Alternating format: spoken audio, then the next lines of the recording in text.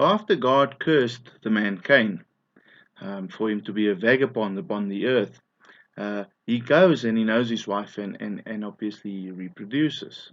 So it's interesting that the Bible mentions 7 generations right up until Lamech, which was the 7th from Cain, and the same thing happens to Seth, which is the new son that God gave Adam and Eve.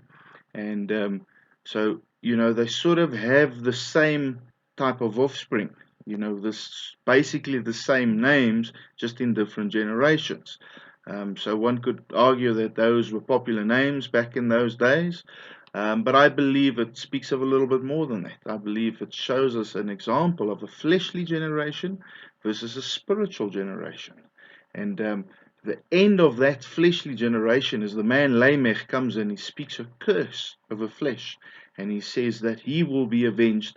If Cain was avenged 7 times, he will be avenged 70 times 7 times. And we know that through the offspring of Seth, God sent a blessing and not a curse. And that blessing was the man Noah. So we know that Noah was a teacher of righteousness and he was supposed to bring rest. Unfortunately, he was rejected and he never brought rest. And God had to intervene and save him. But what's interesting is this curse that the man Lamech, being a great-grandson of Cain, spoke.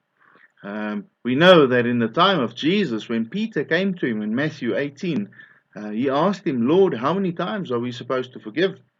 And Jesus breaks that curse that day. He says, 70 times 7 times. Just like Lamech said, he will be avenged 70 times 7 times. Jesus says, no, we have to forgive 70 times 7 times.